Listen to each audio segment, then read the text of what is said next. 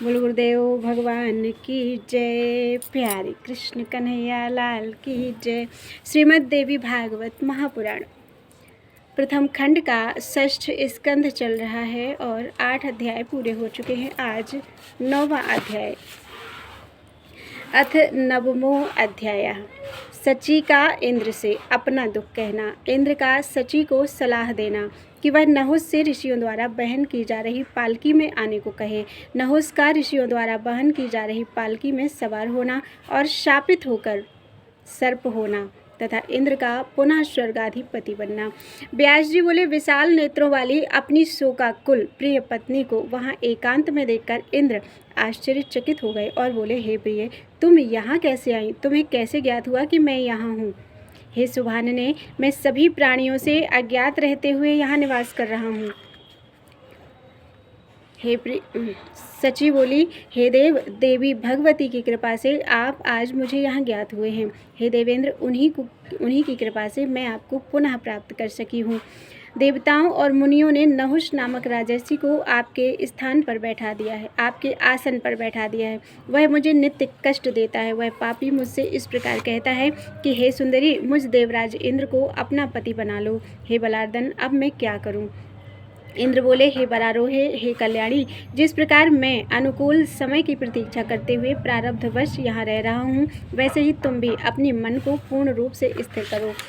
व्यास जी बोले, अपने परम आदरणीय पति के ऐसा कहने पर लंबी सांसें खींचती तथा कांपती हुई वे सची अत्यंत दुखित होकर इंद्र से कहने लगी, हे महाभाग, मैं कैसे रहूं? वरदान के द्वारा मदोन्मत्त और अहंकारी बना हुआ वह पापात्मा मुझे अपने वश में कर लेगा।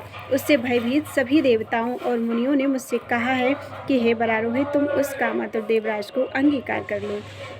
हे शत्रुसूदन, बृहस्पति भी निर्मल ब्राह्मण हैं। वे मेरी रक्षा करने निर्बल ब्राह्मण हैं। वे मेरी रक्षा करने में कैसे समर्थ हो सकते हैं, क्योंकि वे भी तो सदा देवताओं के ही अनुगामी हैं। अतः हे विभु, मैं वशवर्तिनी नारी हूँ। मुझे यह महान चिंता है कि भाग्य की इस विपरीत अवस्था में मैं अनाथ क्या करूँगी। मैं कुलटा नहीं हूँ, अपितु आपका ही ध्यान करने वाली पतिव्रता स्त्री हूँ। वहाँ मेरे लिए ऐसा कोई शरण नहीं है जो मुझ दुखित की रक्षा करे।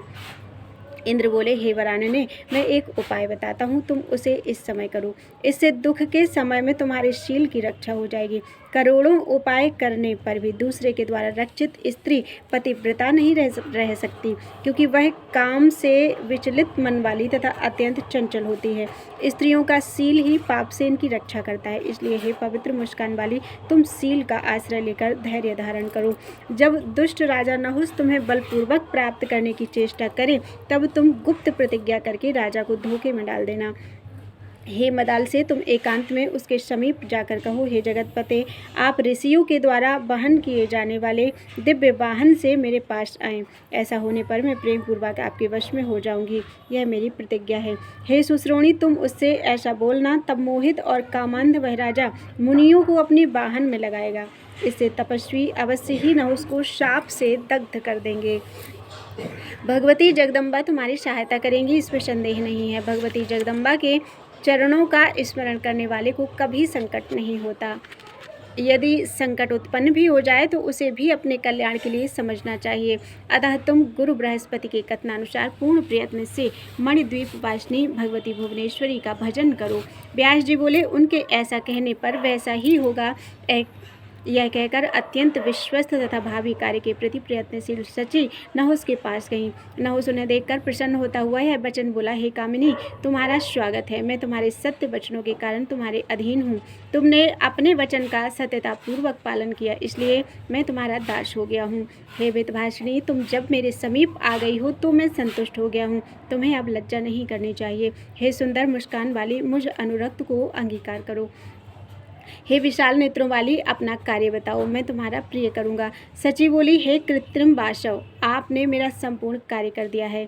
हे देव, हे विभु, इस समय मेरे मन में एक अभिलाषा है, उसे आप सुने। हे कल्याण, मेरा मनोरथ पूर्ण कर दीजिए, इसके बाद मैं आपकी वशवर्तनी हो जाऊंगी।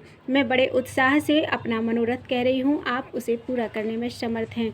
नहुस बोला, हे चंद्रमुखी, तुम अपना कार्य बताओ, मैं तुम्हारा अभिलषित कार्य करता हूँ। हे शुभ्रु, यदि अलभ्य वस्तु होगी तो भी मैं तुम्हें दूंगा। मुझे बताओ, सची बोली, हे राजेंद्र, मैं कैसे बताऊं? मुझे आपका विश्वास नहीं है। हे राजेंद्र, आप शपथ लें कि मैं तुम्हारा प्रिय करूंगा, क्योंकि पृथ्वी तल पर सत्यवादी राजा दुर्लभ हैं।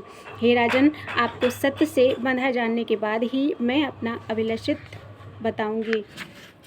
हे राजन, मेरी उस अभिलाषा को पूर्ण कर देना, मैं सदा के लिए आपकी वशवर्तनी हो जाऊंगी। हे इंद्र, यह मेरा सत्य वचन है। नहुस बोला, हे सुंदरी, मैं यज्ञ दान आदि कृत्यों से संचित पुण्य की शपथ लेकर कहता हूँ कि मैं तुम्हारे वचन का अवश्य पालन करूँगा। सची बोली, इंद्र के वाहन अश्व, गज और रथ हैं।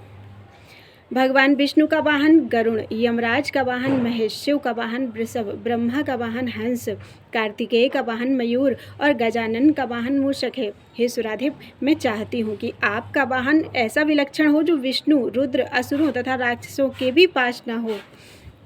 हे महाराज, अपने व्रत में अटल रहने वाले समस्त मुनिगण शिविका अर्थात पालकी में आपको ढोएं। हे राजन, यही मेरी इच्छा है।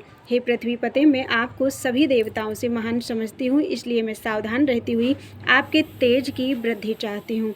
व्यास जी बोले, उनकी यह बात सुनकर महादेवी द्वारा प्रकट किए गए मोह से मोहित हुआ बुद्धिहीन राजा नहुष हंसकर इंद्रप्रिया सची को संतुष्ट करते हुए यह वचन कहने लगा। नहुस बोला, हे तनवंगी, तुमने सत्य ही कहा है, यह वाहन मुझे भी रुचिकर है। हे सुंदर केश पास वाली, मैं तुम्हारे वचनों का सम्यक रूप से पालन करूंगा। हे पवित्र मुस्कान वाली, जो अल्प पराक्रम वाला होता है वही ऋषियों को पालकी ढोने में नहीं लगा सकता। मैं तुम्हारी इच्छा के अनुसार वाहन पर आरूढ़ होकर तुम्हारे पास आऊँगा। मुझे तीनों लोकों में सबसे बड़ा तपस्वी और समर्थ जानकर सप्तऋषि तथा सभी देवर्षि मेरा वाहन करेंगे। व्यास जी बोले, ऐसा कहकर परम संतुष्ट उस नहुस ने उन इंद्रप्रिया सची को विदा किया। इसके बाद सभी मुनियों को बुलाकर वह कामातुर उनसे इस प्रकार कहने लगा। नहुस बोला, हे विप्रगण, मैं आज सर्वशक्ति संपन्न इंद्र हूँ। आप लोग गर्व रहित होकर मेरा कार्य करें। इंद्र पद मुझे प्राप्त हो गया है परंतु इंद्राणी अभी मुझे प्राप्त नहीं हुई है। उन्होंने मेरे पास आकर प्रेम पूर्वक यह बात कही है कि हे सुरेंद्र, हे सुराधिप, मुनियों द्वारा ढोई जाने वाली पालकी से आप मेरे पास आएं। हे देवाधिदेव, हे महाराज, हे मानद, आप मेरा यह प्रिय कार्य करें। हे श्रेष्ठ मुनिगण, मेरा यह कार्य अत्यंत दुष्कर है, परंतु आप सब दयालुओं को मेरा यह कार्य अवश्य करना चाहिए।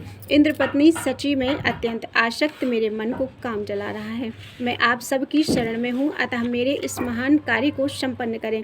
अगस्त्य आदि प्रमुख ऋषियों ने उसकी यह अनादरपूर्ण बात सुनकर भावीवश उसे कृपापूर्वक स्वीकार कर लिया। उन तत्वदर्शी मुनियों के द्वारा उस वचन के स्वीकार कर लिए जाने पर सची के प्रति आसक्त चित्त वाला राजा नहुस प्रसन्न हो गया।